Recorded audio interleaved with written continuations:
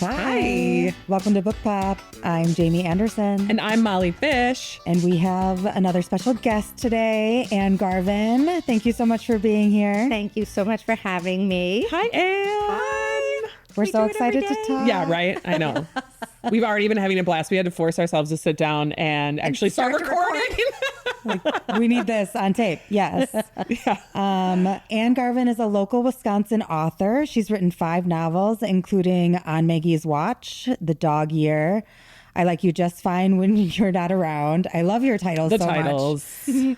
I thought you said this would work, and There's No Coming Back from This. And then your most recent, not yet released, Bummer Camp. Which will be out September 1st. People can still pre-order at this point. Yes, they can pre-order it, and I hope they do. I hope they do too. You can pre-order it at lakecitybooks.com if you're out there listening. And my agents are pitching my next book right now with my publisher, so if they see few more pre-orders. Ooh, that's helpful. Yeah, it's very helpful. Otherwise, we're all on a razor's edge. Yeah, that's fair. know.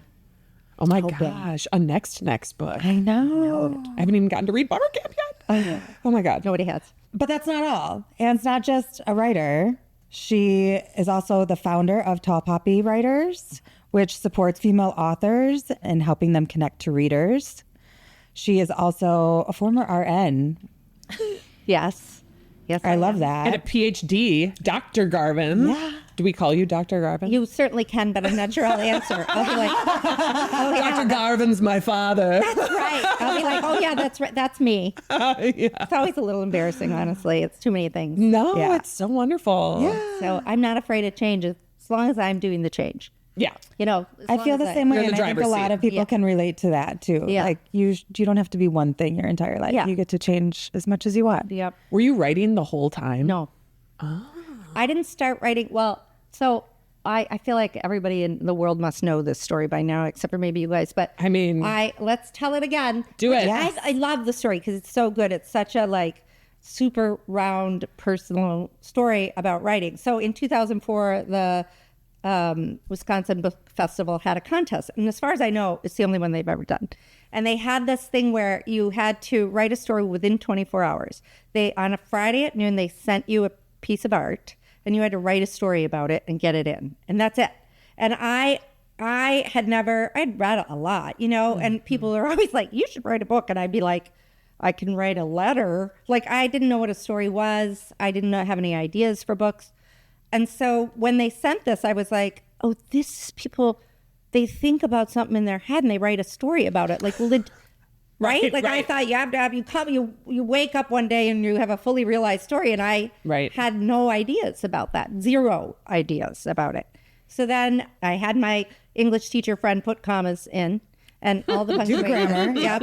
And I sent it in, and then I went to a wedding in San Francisco. And in San Francisco, I got a phone call that said, you won 2nd place.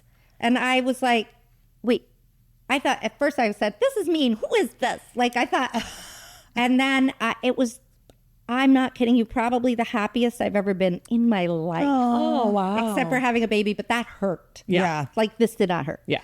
And because I think it was like such a blue sky moment, and it was nothing that I didn't have any negative connotations or expectations with it.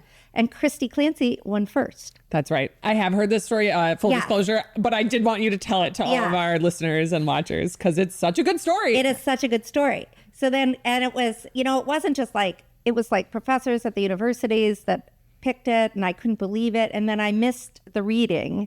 And then Christy and I connected in Milwaukee because she lived in Milwaukee. And then little by little, we've gotten closer and closer and closer. And so that's what's been so great about it. She's always saying to me, you should write a modern love. I had ideas. I thought about writing a modern love for years. I thought once I get the idea for it, it'll come to me. And so then after I wrote that Madison Magazine piece, I was like, oh, I know what I'm going to write. So Christy read it and she kept asking me these questions, and she'd say, well, do you think la la la? And I'd be like, oh, and I would rewrite it. And then she'd read it again and she'd go, do you think this? And I would be like, oh. And then she's like, I think it's ready to submit. So that was another moment where I had this blue sky happiness where I was like, this is the most amazing thing. And then, so Christy, I've got a book coming out. Christy's got another book coming out. It's just so fun. It is so to be tied in that way, you know, it was so great. But I didn't start writing until 2004. Wow. And then I started picturing things in my head and writing little snippets. And then I probably started writing a book in earnest in maybe 2006, maybe. And then I had to figure out how to do that. I got an agent maybe early 2009, and then I was able to get a book published in 2010. So it's something I never really thought I would do, honestly. It's something I always wish I would do. Like authors were always my superstars, but I didn't think to myself, well, you could be an author. I just thought authors are amazing. And then I just put my head to it. And then whenever I would take a class or I would go, I would say to the person that was teaching, don't be nice to me. If I can't do it, just tell me I can't do it. I'll be fine. And Christine DeSmet at the university, when we used to have the writers conference here right by the lake and stuff, she was like my very first class. And I said, please just take me out of my misery. If I can go back to making wool felt pillows. And she was like, no, you actually could do this. You've got it. Yep. You've got it, kid. And then I was like, oh, God. I love it. And then I just started learning how to do it. And I'm still learning how to do it. I just love these stories of, because you're getting coached by other writers, you coach other writers. It feels like, and I think of you as one of the people who is a writing coach in Madison and doing writers workshops. So the fact that you got started so late in your career and have the second cool career doing it, and you were like, I don't know, I didn't know anything about story structure. And then I will listen to you talk about it. And I'm like, oh my God, but she's such an expert. It seems like. I think when you don't know anything, I think that I'm a born teacher. Now, I wouldn't say that I'm a born storyteller. You know, like you have friends that, like I'm kind of, I can give you a funny line here and there. But like I have a girlfriend that can tell a story like nobody's business, right? I'm not that person. So I had to learn that. And I think because I am a born teacher, that I break everything down I'm learning into a lesson. And once I can teach it, I can figure it out. You can do it for yourself. Right. Because if I can't teach it, I don't know what I'm doing. I'm faking it. Oh my God, this ties back so well to the line that we loved in your Modern Love New York Times article, which is sometimes an essay for thousands of strangers has a message for its author. Yeah. And I think that's what we were talking about when we were... I got so hung up on that line. I know. Like, yeah. Did you? Yes. That's so great. Like, that resonated so much. Well, just and it just shows like you're so open to growth and listening to the world and listening to others. Yep. It's such an impressive thing. Well, I know that I still have a lot of work to do. And writing, Joan Didion so famously said, I write to, figure out what I'm thinking. When I first heard her say that, I was like, I don't know what she means by that. But every one of these books have sorted out something in me. It's like a self-reflection. Yep. Yeah. And I write about something, and once I've really gotten through it, I'm like, oh, that's not me anymore. I've got this new thing now. And it really does help me sort through it in a way that I couldn't just do it thinking it through. Mm-hmm. I think my ADHD probably is like too all over the place. But if I have to write it down, then I have to think it through. Yeah, it's like a processing technique for you. And the way some people might journal. Yeah. Or, I don't know, do a blog or a vlog of their lives. Journaling is exactly what I was thinking about. Mm-hmm. That's how I have that in my own life is. Do you journal? I do. I've been better. It was my like. Journal is hard. It is very hard. It's the hard. ritual of it. Yeah. I started at the beginning of the year and I was good for like 3 months, and then I wasn't good for like 2 months. And I'm slowly just like giving myself grace. Like write when you can. Bring your journal with you. So when you have 5 minutes, just write down what you're thinking. Yeah. And so I'm getting back to it. I think part of it is it's time consuming to reflect. And I think the writing of the books has forced me to do that. Yeah. Whereas, and also, I think there is something about, like when they say there's auditory learners and visual learners. Yep. I'm a visual learner. And so when someone's speaking, or if I have to write notes, even if I can't read them or look at them later. Sure. If I'm writing it down, it really It's helping stick it. Yeah. And so when I'm doing a book or something, I'm like scribbling and drawing pictures and putting arrows and making arcs, and because that seems to help me think it through. And I think it's good to know what kind of learner you are, I think, or thinker. I didn't think I knew that. for years. Like, I don't think I knew that for years. That's amazing. Yeah. What I had that was natural to me is voice, which I think we all have that. I don't think that I have voice and nobody else has voice, or other people, just some do. But I think that natural voice is carried me a long ways. And then I had to learn the craft of storytelling and the craft of writing a good sentence and keeping pacing forward and things like that. So I think probably in that first story, it was the voice that mattered, and they just stuck with me. But when I look at that story now, I think, oh, because it was a wild ride. Well, I love the idea that when you don't know the rules, you don't know when you're breaking them, and maybe you do have a more authentic voice because you started from a place of authenticity and not from a place of like structure. I do think that if I went to an MFA, they might erect me. Yeah. You know, I think they would have. They'd beat it out of you. They beat the voice out of you a little bit, I think maybe. they would have, yeah. And I always say I'm sort of like, you know how Meryl Streep oozes into everything and Julia Roberts is always Julia Roberts, God bless her. Yes. I would be like Julia Roberts. Yeah. Like, I'm always that.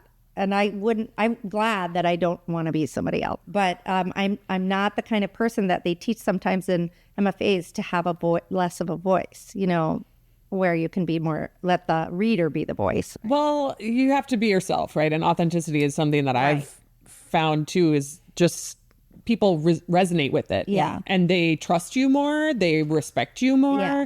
And I think it's so funny when you talk about voice too, because your voice specifically, I've heard you speak many times. I've talked to you many times. So when I'm reading your books, I like hear you reading it to me, even when I'm reading it. Yeah. And it is because I can hear you saying these lines. Yeah. Like I can feel it coming out of your brain, but that makes it even more enjoyable, and it makes it real. Yeah, it feels like I connect to it more. I always say that if you don't like Anne Garvin, you're not going to like Anne Garvin. It is. a whole lot of Anne Garvin. It is. It's a whole lot. But like, I don't know. I've not met anyone who doesn't like it yet, personally. Occasionally there are some people.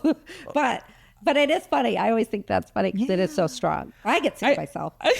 Oh my God, shut up, lady. Yeah. Okay, I have to tell you, when you came in the other day to the store and it was like a busy Saturday, and we were chatting and you were dropping off very kindly a copy of Bummer Camp, which I cannot wait to read.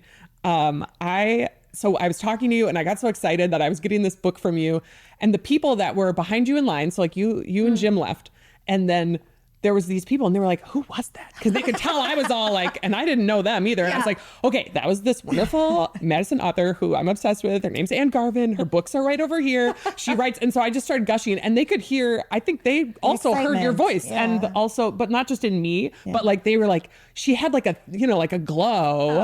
And I was like, okay, her voice, like, you should just read these books. And I started describing them, and the woman was like, those sound great. I'll take all of them. So I sold 3 of your books. That's amazing. After you left, like this, which is why I don't have as many for you to sign as I would want, because I sold. I need to photobomb bookstores. Honestly, I was like, I almost texted you, like, you should just come back and hang out here and sell the rest of these books by just like being here. Oh my God, that's so funny. It was really fun. That's so sweet. In personality alone. Yeah. Honestly, I feel like that was part of it, is your personality, and then my excitement about you and your personality. Yeah. And also, I mean, that's the power of book selling too, I think, is because when you are excited about something, you can absolutely, you can, you know, rub it off on the books, right? And people feel it, don't you think? They do. I think people Absolutely. feel that. They do. Yeah. But I've always been, my mom actually read your books before I did and would not stop gushing about them and glowing. Oh my God, that's so She, cute. again, loved the voice and the pacing, and that it was like fun, but still, they still have a lot of, it's not just fun, right? Yeah. You know, like you say, it's like sad and happy stories. Yeah. Well, I could just keep gushing forever, but I will just finish that. My mom is the one that always said, like, you should read all the Anne Garvin books. And I was like, I want to, I'm going to, but I have a lot of things. I got things and to then do. when I finally read one of them, I was like, okay, well, now I have to read all of them. Because I just hope they're not all going to be the same with my voice. That's what I worry about, that the stories will be the same because my voice is the same. I don't think so. I think there's some commonalities, but like, which we would love to talk about. For example, the dogs. The dogs. Which we love. I know. You can write a dog character like crazy. I was obsessed with Peanut. Well, you know, my first book doesn't have a dog because I didn't have a dog. And then you got a dog, and now And I there's got a dogs dog in and your... other dogs in all my works. Yeah. Kevin, the female dog named Kevin. yes. And who's like a wet washcloth. Yes. With Just the tongue funky hanging tongue. out. Yeah. Yes.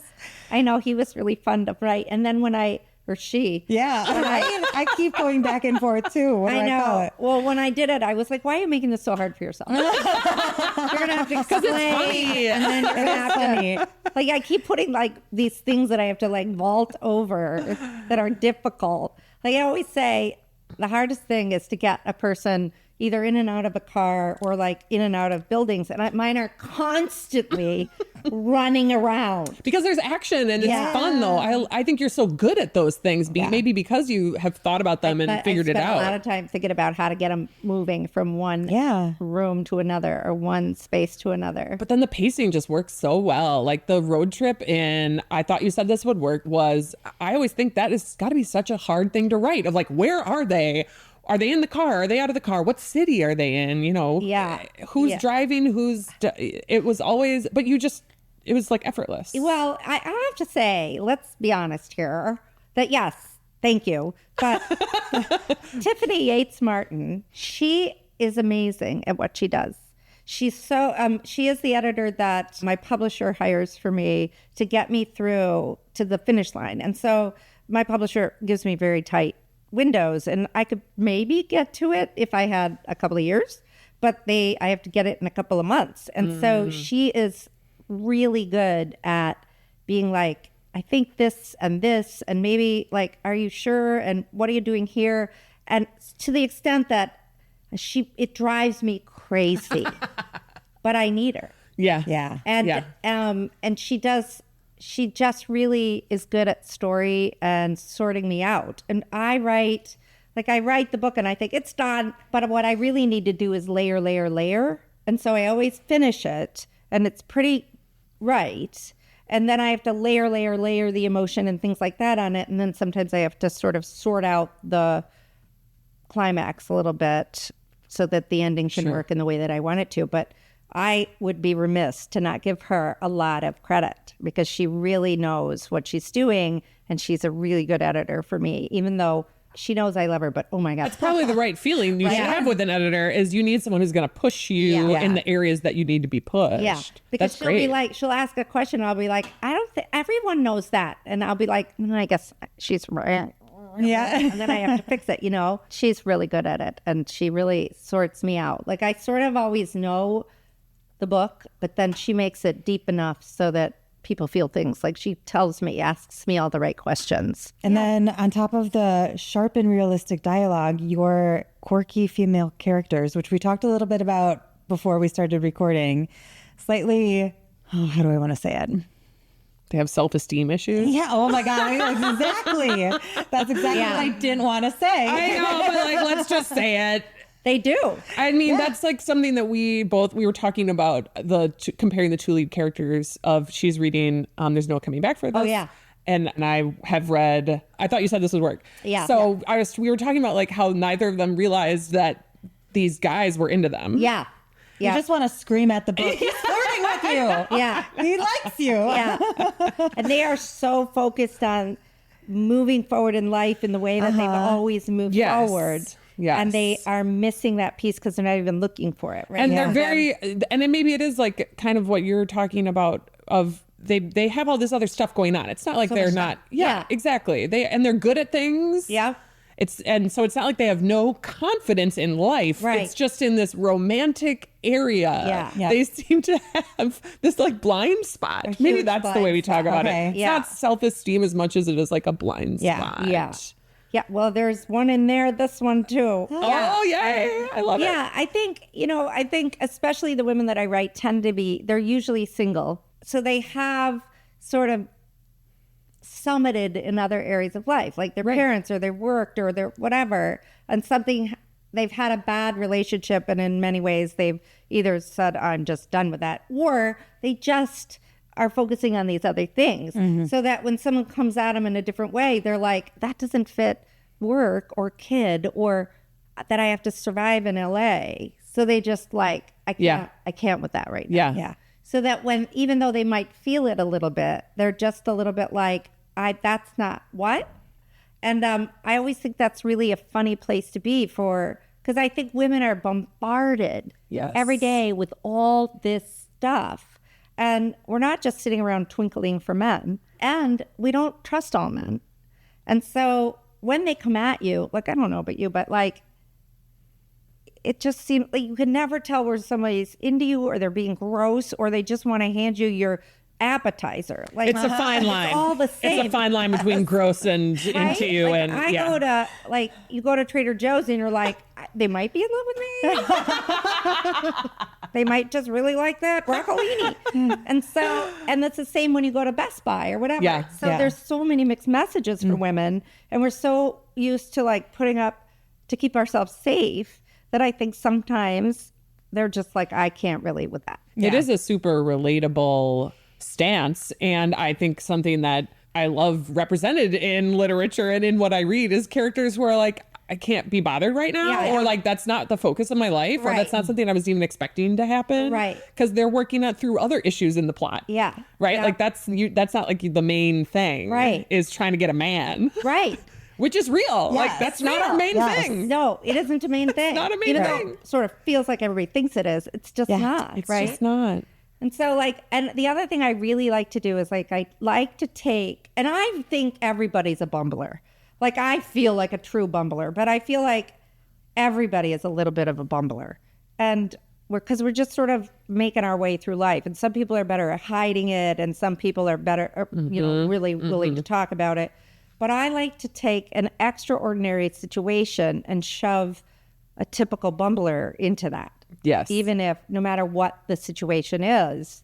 And I, instead of them like rising up with confidence, I kind of like to see, like when I'm stuffed into something, and Garvin comes out. Like not, I can't hide it.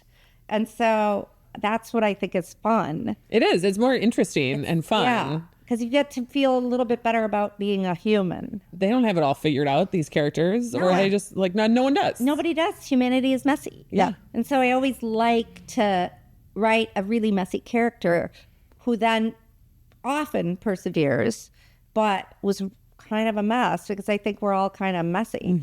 And it's one of those things like I'm going to write a letter or an article with Jane Friedman because people are always like, how do you do it all? And I'm like, I don't do it all. And I'm willing to talk about how I don't do it all. And what fell by the wayside when I did do that or what I let go of when I did that, you know? And so I don't want anyone feeling bad about themselves because they think, look how much she's doing. You Right. can't see Definitely. behind the curtain. Yeah. I want to show behind the curtain Yeah. because it's just really important to me. So people feel good about themselves, you know? The pseudo narcoleptic character looking for like trying to get some speed or whatever on this road trip Yeah. because she forgot her prescriptions was like it made me laugh out loud, but it was like an obstacle that I wouldn't have, but Yeah. like I might have some other Yeah. It Some was other a odd little thing, really right? fun, odd obstacles for Yeah. a character to have. Yep. And how do you think of things like do you pull from your real life Yeah, to get sometimes. these? And Or like people friends. you know, yeah. Or friends or something like that. Lots of times somebody will tell me a story about somebody and I'll be Yeah, like, and they'll be like, you're going to put that in the book, aren't you? I'm like, maybe. maybe. I So want to sign this release really quick. so I'm a tired person and I have, you know, I either have an on or off switch. Like I'm either on and then I'm asleep. And so that was funny. Like I made her more than me. It was obviously. so funny, yeah. And I used it for her to show that it was her way to get out of things, right? Yeah. And so it was purposeful in that way. But yeah. Oh, it had a whole backstory with her father and Yeah. I mean, it was deep. Yeah. So I kind of love those because everybody's got those. Like people will tell me stories about themselves and I'll be like, oh my God, that's too good to be true. It's weird things that they remember, things that they do. In the new one, I met somebody who knew all of the zip codes, so many of the zip codes in Wisconsin. And I was like, Oh, in Wisconsin. Still, even that is Yeah. way too many. That's so So weird. many. Way too many. It's such a strange thing. Yeah. Were they You a know? realtor? You'd think they'd have to like, Oh. I don't know. remember what, but of course I was like, That's weird. yeah. I love that. Does it make you more like observant in your life and like kind of almost a better sure. listener because you Yeah. can you can find little nuggets in the people around you? I think two things. One is, I grew up a pleaser, especially in the era, my age of era. Pleaser was a real thing, like even more so then than now. I lived in New Jersey for most of my childhood. And then just at the worst age, in 6th grade, we moved to the Upper Peninsula of Michigan. We went from going to see Broadway shows on a regular basis on the weekend to J.C. Penney's an hour and a half away. Yeah. Oh my God. No theater. Yeah. No post office, no camps, no classes, no hockey, no nothing,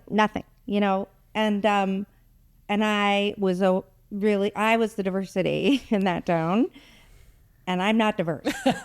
And you're from New Jersey, so you're the diverse one. Everybody was like Finnish, tall, Finnish, blonde. Wow. I had to shut up and watch and assimilate, and I think that's turned me into such an observer. Yeah. So that I wouldn't get beat up or embarrassed or whatever. And my brother was hard. He was like 22 months older than me, and he was tough. And he really, as charming as my younger brother and I are, my elder brother was not very charming. And he really struggled. So I just was like, I just gonna stay down here and watch people. And I think that's where it was born. And now I still do it. I'm like a huge observer. Like I'll be with friends or something, and I'll be like, look at that, blah, blah, blah. And they'll be like, Mom, nobody noticed that, and stop pointing. Right. But I do notice all those little things about people. And you have a purpose for them too, or you can give those little things. Well, and when you're a nurse, you got to notice everything. And I was a nurse for a reason. I didn't even think about that. Yeah.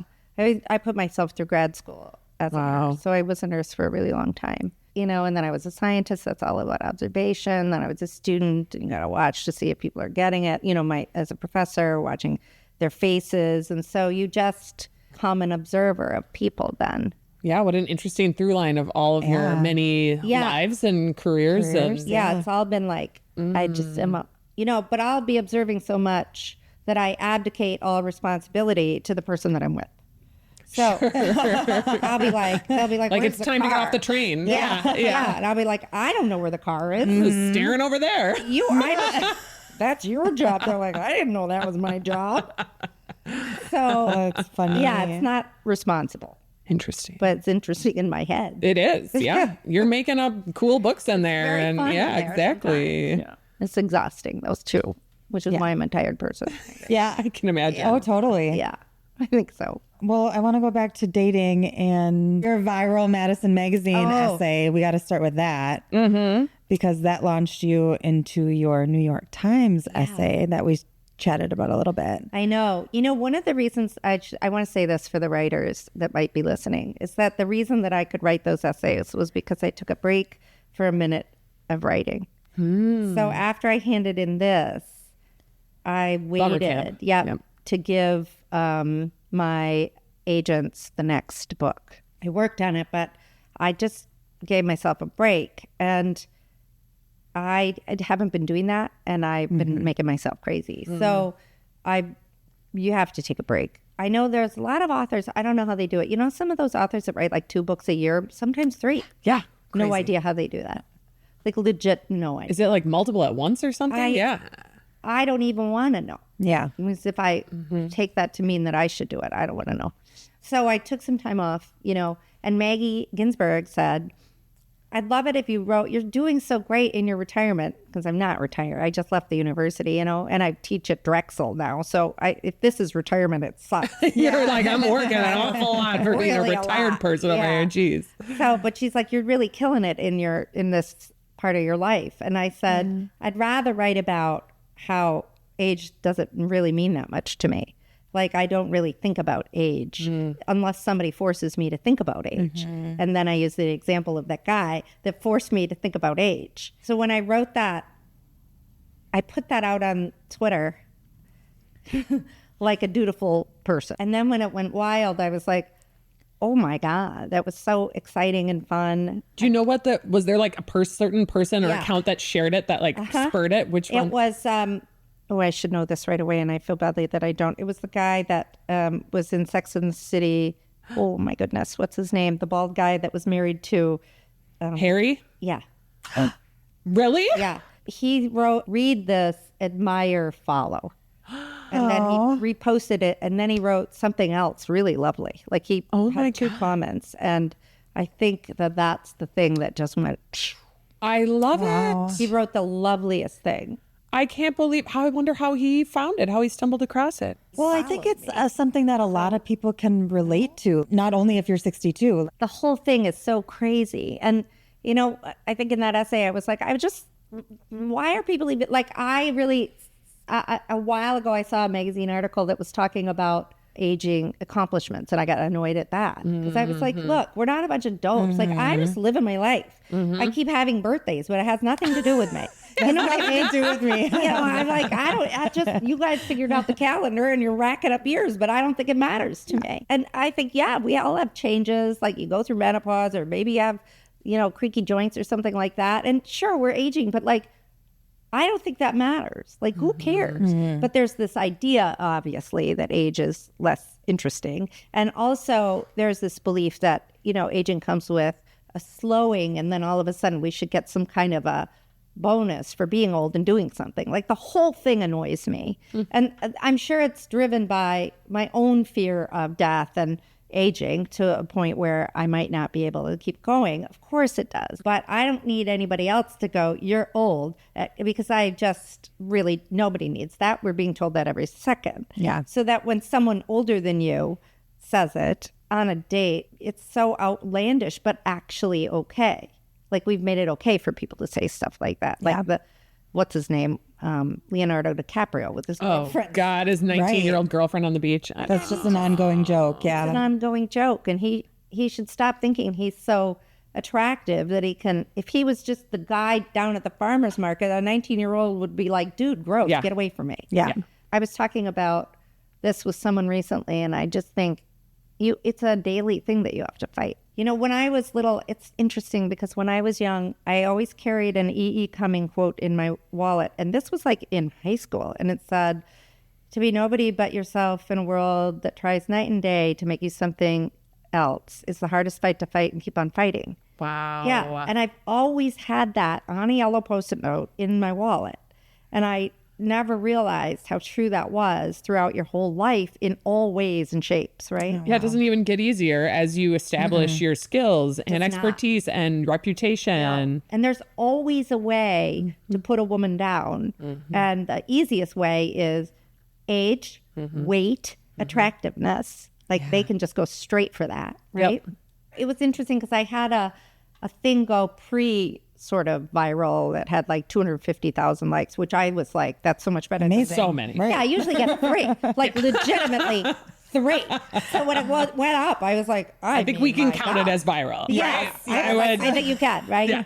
And it was about when I got fired at Southern New Hampshire University at their Masters of Fine Arts program by a young Brooklyn bro. And he said to me, your book isn't going to be a big book, meaning nothing. Like he'd not read my work. He was just doing what people do to put people down. You know, it's the way that in the 30s or 60s or so, there was this woman that wrote a book about how we put down other women writers. And I did a talk about that once at AWP. And there's a whole list of sentences. And some of it is, I don't read books like that. She wrote it, but she had help. You know, think of To Kill a Mockingbird. Yeah. They always said, Truman Capote wrote it. Like, give me a break. You know, all these little slights that they give women mostly about whatever it is they do. And it could be in writing or it could be anything. And so when I wrote that, it went big for me. And then I kept going on that with these other sort of essays. And then when I was thinking about writing the modern love thing, I know that I have my own ageism issues. So I wanted to really dig into that when I wrote the modern love piece. And it was really clear that some of that was happening. It was keeping me away from having this incredible relationship because I had all this garbage associated with what romance is. Yeah. Romance starts with romance or whatever. And so now I feel like it's just nicked the surface of things I could write about right now because it feels like there are so many things that I wanted to write about like this that I've always done long form instead of essay. But I love that you're exploring this new, you're doing like essay, you're doing nonfiction, right? Like almost like memoir or something. Yeah. But you still have that through line of peeking behind the curtain and of showing the good, the bad. I feel like that's why these things go viral, is because then we all go like, oh yeah, I have that too. And it's like a hashtag me too. Not literally, but a little bit. Like if you're talking about getting fired, like that's something no one ever talks about. I know. Somebody said, nobody "You're so talks about courageous it to talk about this," and I was like, "Wait, what part?" And then I had to read it again. Like, what part is? Oh, it's about saying I got fired. Literally. Yeah.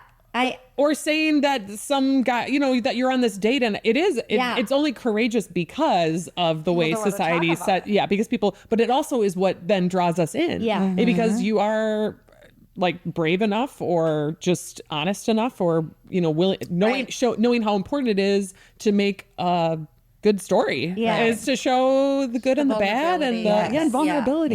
Yeah. So that you can connect with a person. Exactly. It's so relatable. In general. Because you're being vulnerable. Right. Yeah. Right. No, I don't talk about everything, but I sort of think about, well, what's the thing you don't want to talk about? And I think you should write about that. Because what is that embarrassment? It's embarrassing, or hard to talk about, or that you're keeping quiet about. And getting fired was one of those things. I didn't want to tell anybody that. Yeah. Because the feeling is that when you say it, somebody will be like, well, you must have done something wrong. Well, and that There's No Coming Back from This, she's trusted her finances to this tax person who then gets her in trouble with the IRS. Like, that's embarrassing. So embarrassing. Not you feel like you should have your fingers on everything. Right. Yeah. Right? That you should do it all. You should do it all. Yeah. Yep. So the whole thing it's been kind of fun to write that. And what's really nice is to have, to be able to say that I have the New York Times in the background. So now that when I ask to write something, people will be more interested in having me write it. Because I will say that one of the things about writing the kinds of books I write, which is funny and sad books, it's very easy to call those books fluff and to disparage them all the time. And comedy has done that anyway, right? But think how hard comedy is to do. So when I was thinking about that, I was like, you can take a comedian, because all comedy is sort of in pain and embarrassment and things like that. And you could put a comedian, think of Julie Louis-Dreyfus is in that very serious one about a child that has a long-term illness. I can't think of the name of it. Is it a new one? Yeah, it's just coming out this summer, right? Yeah, I think so. I can't think of the title either. Okay. I watched just the trailer and was like, because she's going to do a good job on it. But you can't take a serious actor and necessarily put them in comedy. Right. No. Right? So, and that's true of writing. And so to me, I'm always wondering, why is it that funny women are disparaged as light beach reads? And right. It should be more valued. Yeah. Why do we, if it's a women's fiction, or what is it about? And it's all in misogyny and patriarchy. We know it is. Yeah. And it's all something that we have to think about. I mean, we don't have to. Nobody has to think about it. But I think about it a lot because people will say, I don't read those kinds of books. And I'll think, what do you mean? Good funny books? Like, you don't clever books? Yeah, what exactly? With a lady in it? Books by women, about women? Yeah, I think, okay. And then often when a man reviews my book, he'll write, I don't usually read books like this. But. Wow. So they start with a disclaimer. And they think that's a really nice thing to say. Yeah. They think they're giving you such a compliment. They're giving you a compliment. I don't really read crap, but your crap isn't crap. Wow. And I'm giving it the blessing, And so, and that's not to say that there aren't light books that are light books, That's not to say that. But I think it's short-sighted to take a look at really good, funny fiction and put it in. And men don't get that. Like, look at Rousseau. Like, his books are funny. Yes. He's never thought of as less than, And did you know that this sounds like people are going to be listening to him like, she's on a soapbox. But I was looking in the Thurber Prize. Annabelle Gurwitch was the first woman to win the Thurber Prize. And she just published a book not that long ago. So the Thurber Prize was all men, which is the humor prize. Yeah. Really? Yeah. All men. Wow. Yep. If you look at it historically, for as long as it's been, it was men. Oof. And so, well, look, I wonder who the judges panel looks like. I mean, yeah. Right. And so I find it really interesting, and it's not something that I'll ever fight. And I'm sure that people are, comedians are freaking brilliant. They're all freaking depressed. But my God, their way of looking at life and putting those two things together, it's outrageously good. Was that part of your motivation for starting Tall Poppies? Yes, it was. Like for one thing, I was, when my first book came out, I had pneumonia and it was the day of my divorce. Oh. And I kept trying to get into, so I lived in Stoughton, Wisconsin, 20 miles from here. And I kept trying to get in the Hub newspaper, which is essentially 6 pages long. Yep. And they kept bumping me for the kid that kept making a 3-pointer. And I was like, how does a person have a career if I can't even get in the Hub? That's actually a funny story now that I think about it. It is a funny story. And then I was like, I just don't get why we do it that way. Like, why are writers so siloed and competitive? That's ridiculous. Yeah. Yes. There's not one peak. It's a platform of all different, like, what's that about? Zero-sum bias. We talk about we do this talk a lot. about that, especially with women. Yeah. If she succeeds, then it's taking something away from me and I can't lift her up. Which is the tall poppy syndrome. They did research in Australia and looked at not just women, but men. And they called it, like in a field of poppies, if one poppy grows up, you cut it off, right? And so the syndrome is that when one person grows up, they're like, you're taking it from me, I'm going to cut your head off, right? So we call the tall poppies as a way to say, this is where everybody gets to grow. I love it. And when I was doing, I also was like, why don't we have opening bands? Like, why, when Ann Patch is doing a thing, why isn't she picking some random debut author that lives in her town and hauling her in there on a thing? Like, for like an event. Yeah. And maybe she does. Like, she might. Yeah. Okay. But like, that's really what should be happening. Right. And so I was like, this is dumb. I'm going to change that. So we do it, but we've done it for 13 years without a budget. Wow. And so if we had a budget, can you imagine how much we'd be able to do? Yeah. But we've been doing it with no budget. But we've won awards and we've been on best lists and people really know us. And so I'm very grateful for that. And in fact, I got a agent one time because he said to me, I pitched him and he's like, yeah, I'll look at your stuff, but you really should be a tall poppy. And I was like, I am that. Do your research. I am the person. Yeah. So I am the tall poppy. Yeah, I'm the poppiest. And we've gone through some pretty tough times over the years. Like, we've lost a lot of poppies. The pandemic really. Yeah, sure. Yeah. But we keep coming back and we keep doing things, and I keep trying to think of new ways to sort of do it, but we have to do everything without a budget. But that's okay. Like, we can't even write grants. Like, I'm like, could we write really? grants? That's what I was going to say. Are there any like arts grants that we could, but then I'd do it and then I wouldn't be able to write a book. You know what I mean? Yeah, like, no, exactly. So I think the we've got some zero-sum game of ideas life. now. Right. Yeah. And so I always have to say to myself, what do you really want to do? And, follow that. Necessarily want to do that as much as I want to do this. But yeah, I mean, I wanted it to be a safe place for women and all women in all genres with some diversity. And I think we are the only, I know we're the only group that has diverse titles and diverse authors. Yeah. And I'm really proud of that because that's what we wanted. Yeah. Right. And I'm really glad about that. But again, if you haven't heard from us, and a lot of people haven't heard of us, it's because, we do it without a budget. Yeah. We have to do the best we can. So. Yeah, you're still doing something though. Yeah, we're still doing it. And, we're refining it because I do have help now. Stephanie Burns is my COO, and she's getting a book published, which is great. I didn't even know she was a writer. I had to drag that out of her. So funny. But she was like an Instagrammer, and I was like, if we pay dues and we give them all to you, would you manage our social media? And she does more than that. She really manages the poppies. And then Sarah Alice, she's helping me with the Bummer Camp event. Are there still tickets left in case listeners are interested? Yes. Okay. We sold really well, but it's very limited space. There are tickets left. You could go to my website, anngarvin.com, and go under events, and you can find out we have an agenda. And so we're bringing other authors in, Maggie Ginsberg, Chrissy Clancy, Jessica Strouser, and I. And then we're going to do some readings. But really what we're going to do is mimic the programming of Bummer Camp from the book. And in the book, it's this camp that's sort of going under. It's an anxious and depressed camp for anxious and depressed people. And all of the people that are running it are anxious and depressed college students. Oh my gosh. Right?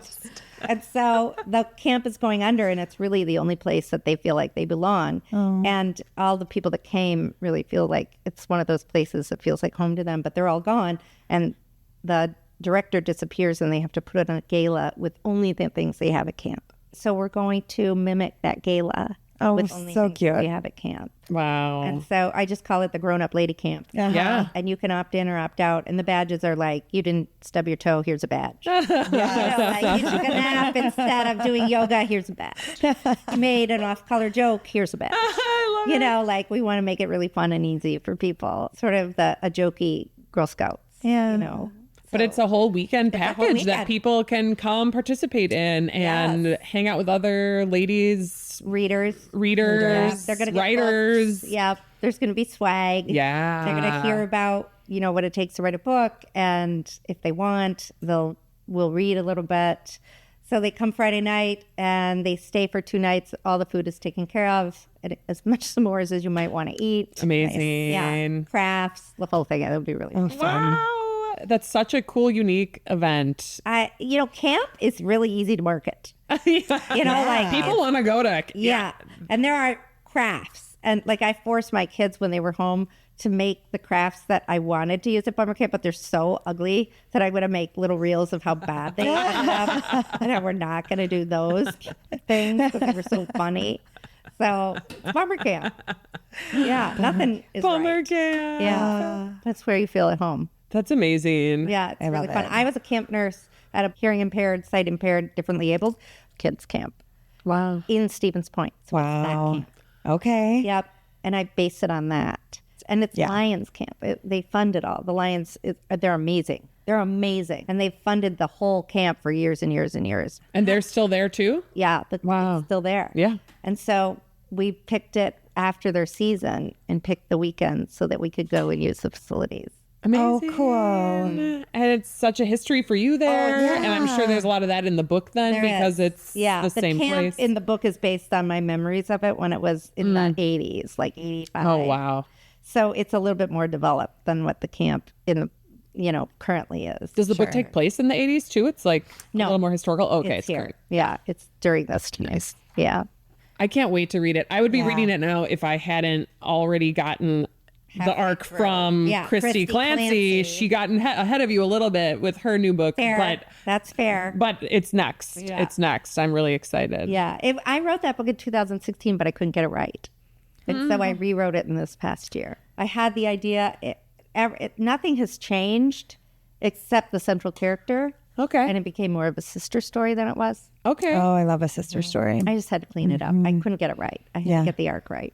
Wow, that's impressive to be able to come back to something. Oh my God. I would just abandon. I wanted to write it so badly that I have always held it in my mind, but I hadn't figured it out yet. So sometimes it takes that long. Bummer Camp comes out September 1st, but you can pre-order now. So everybody get your copy. Yes, you can. We also love to talk about what you're reading. We would love to hear about that. I just mentioned what I'm reading, which is Christy Clancy's The Snowbirds, which will be out next February. Most beautiful cover. The most beautiful cover. I want The that for colors my of it, wall. I know. It could be a print. It should be a print. So gorgeous. Maybe that should be part of her release package. It really should be.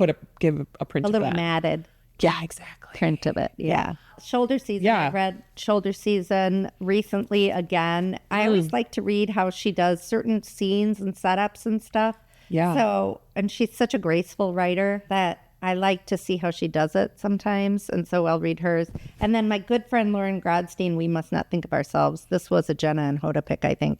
And it's so good. And I'm going to be teaching in Paris with her in July, I think. So, Oh my God. Wait, so tell us about the book and then tell us about Paris. Yeah. Well- because we want to know about both of those things.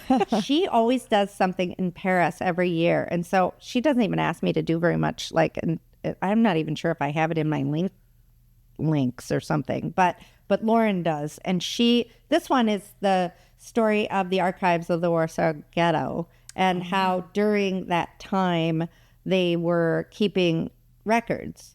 And it's based around one of the characters who is keeping track of the records, and he falls in love with someone and in the ghetto, and they're both married to other people. She went to the records, she went to and read them all, and it's such a good, beautiful book. I mean, it's just, she's wonderful. She's such a Sounds like it's got a lot of that happy, sad stuff. Yeah. She sort of writes effortlessly. Yeah. She's another one that I feel like writes effortlessly. And then I just finished Maggie Ginsberg's new book that isn't out yet. So jealous. I know. And I loved it so much. I loved it so much. I was just like, all the time, I kept going, this is so good. No. And so she's making progress. I don't think I'm allowed to talk, but I'll let her talk about That's fine. Yeah. We are, spoiler alert, we're going to have Maggie on the podcast next month. And maybe we can convince her to give us a copy. I know. Eventually. We're both huge fans of Maggie Yes. Ginsberg's Still True. Yeah. So we rave about it all the time. It's such a good book. It's such We're a good thirsty book. for more from her for sure. She and I worked together a lot on some of her writing, and she not the sentences, because she does beautiful sentences, but just storytelling. Yeah. Yeah. That kind of thing. So, and she's just a wonderful writer. She's a wonderful person. She's a wonderful is. person. Yeah. We're so lucky. The writers in Madison are amazing. I know. So many. We're thick with writers. Like, we have so many writers. I feel like that too. Yeah. And we always talk, it's kind of derogatory, I feel like, or it's may seem to be to say local authors, but I think of that as like being part of the Madison author community is actually like such a cool community to be part of. I hope people don't, when we say like local authors, we're like bragging in that way, right? Like that we have these authors that we can talk to or see at events. It's unbelievable, actually. I've seen some of my superstars just like out and about. I know. Yeah. I know. And there's a ton I don't even know. Oh, that yeah. I think. Same. Yeah. Or I'll find out, like, do you know that person? Yeah. And I'll be like, what? Really? We always feel really special when you guys come visit us at the bookstore. Yes, we do. We love it, though. We love to come here. We love it. Thank you, Anne. And you guys are so nice to us. Oh, happy to be. Thrilled to have you. I would say most bookstores are. I was going to say, yeah. They're really great. Yeah. Well, we're going to keep promoting your books here. We will carry them. We love you. Thank you. Thank you for coming and talking to us. I had such a good time. Good. I could stay here all day if you want me to come every time. Right? I would. Okay. Yeah. Maybe we think about having Anna as a regular guest. We have some more chatting for sure. You're certainly going to be our like writer in residence, maybe who we can call on if there are. Wouldn't that be great? I'd sit over in the corner. Yeah. Just write. And we've got some questions about the writing process that we need you to chime in on. Pencil behind my ear. Come on over. Just get out of my house. Yeah, there you go. get out of Anytime. Come hang out here anytime. Yep. I will. Yay. Thanks, Anne. Yeah, thank you. All of these titles are available at lakecitybooks.com. And thanks for listening. Bye. You can find all these titles and more at lakecitybooks/bookpop. You can listen to Book Pop on Apple Podcasts, Spotify, and at Speak.Studio/bookpop. Don't forget to subscribe, like, and review. For a behind-the-scenes look, find us on YouTube at Book Pop the Podcast. Comment on today's episode by sending us an email at bookpoppodcast@gmail.com or find us on Instagram at Book Pop the Podcast.